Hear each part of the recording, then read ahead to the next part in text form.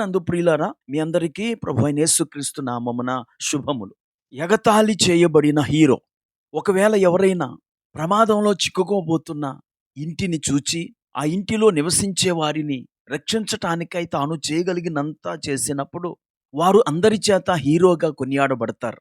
అతడు చేసిన దానిని అందరూ మెచ్చుకుంటారు. అలా జరగాల్సిందే కూడా. అయితే నేటి దినాల్లో అలా జరగటం లేదు. రాబోయే అగ్ని ప్రమాదం నుండి తప్పించటానికై హెచ్చరించే హీరోలు అనేక మంది ఎగతాళి చేయబడుతున్నారు. ఆ హీరోలు ఎవరో కాదు, దేవుని సేవకులు. వారు రాబోయే నరకాన్ని గురించి, దేవుని ఉగ్రతను గురించి ప్రకటిస్తూ దాని నుండి తప్పించుకునే మార్గాన్ని బోధిస్తున్నారు. కానీ లోకము వారిని ఎగతాళి చేస్తోంది. ఇలాంటి సంఘటనే ఆదికాండము 19వ అధ్యాయంలో జరిగింది. తెల్లారేలోగా సొదొమ గొమొర్రా పట్టణాలను కాల్చివేస్తున్నానని దేవుడు లోతు దగ్గరికి దేవదూతలచే వర్తమానాన్ని పంపాడు. ఆ దేవదూతలు వచ్చి లోతును హెచ్చరించారు. అప్పుడు లోతు తన కాబోయే అల్లుల దగ్గరికి వెళ్ళాడు. వెళ్ళి జరగబోయే ఉపద్రవాన్ని గురించి వారిని హెచ్చరిక చేశాడు. ఆదికాండము 19వ అధ్యాయము 14వ వచనం. లోతు బయటకు వెళ్ళి తన కుమార్తెలను పెండ్లాడనయున్న తన అల్లులతో మాటలాడి, లెండి, ఈ చోటు విడిచిపెట్టి రండి, యెహోవా ఈ పట్టణమును నాశనము చేయబోచున్నాడని చెప్పాను. అయితే అతడు తన అల్లుళ్ళ దృష్టికి ఎగతాళి చేయు వాని వలె నుండెను. ప్రియులారా, ఆ రాత్రే ఊళ్ళోని మగవాళ్ళందరూ లోతు మీద దాడి చేయటానికి దొమ్మిగా వచ్చారు. అయితే దేవుడు వచ్చిన వారికి కనుబొమ్ము కలుగు చేసినందున వారు తలుపును కనుగొనలేక విసిగి వెళ్ళిపోయారు.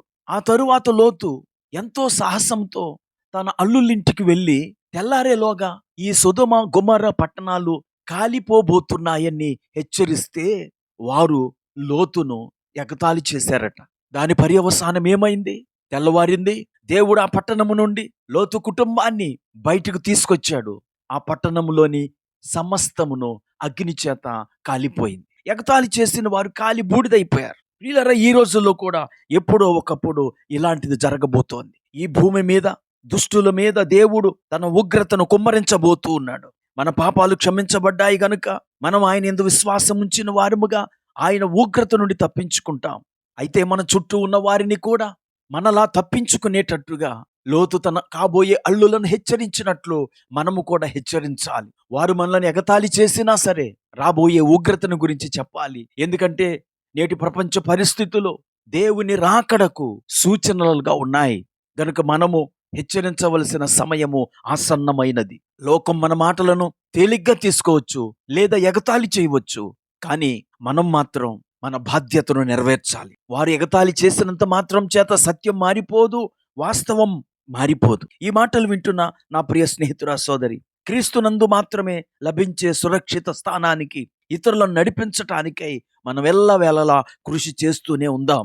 ఎగతాళి చేయబడిన హీరోలుగా ఉన్నప్పటికీ మన బాధ్యతను నెరవేర్చి, యూదా పత్రిక 22వ వచనంలో చెప్పబడినట్లు, సందేహపడు వారి మీద కనికరం చూపుదాం, అగ్నిలోని లాగినట్టు కొందరిని రక్షిద్దాం. ప్రార్థన చేసుకుందాం. కృపా కనికరం కలిగిన మా తండ్రి, నీకు వందనాలు. రాబోయే ఉగ్రతను గురించి, తీర్పును గురించి హెచ్చరించే సేవకులు ఈరోజు ఎగతాళి చేయబడుతున్నారు. అయినా వారి ప్రకటించే సత్యము జరుగక మానదు. గనుక విన్న ప్రతి ఒక్కరూ రాబోయే ఉగ్రత నుండి తప్పించుకోవటానికై నిన్ను తమ సొంత రక్షకునిగా అంగీకరించి, నీ యందు విశ్వాసం ఉంచి, పరిశుద్ధపరచబడి నీ రాకడలో ఎత్తబడే భాగ్యము మా వీక్షకులందరికీ అనుగ్రహించమని యేసుక్రీస్తు నామమున ప్రార్థించి వేడుకుంటున్నాము. ఆమేన్.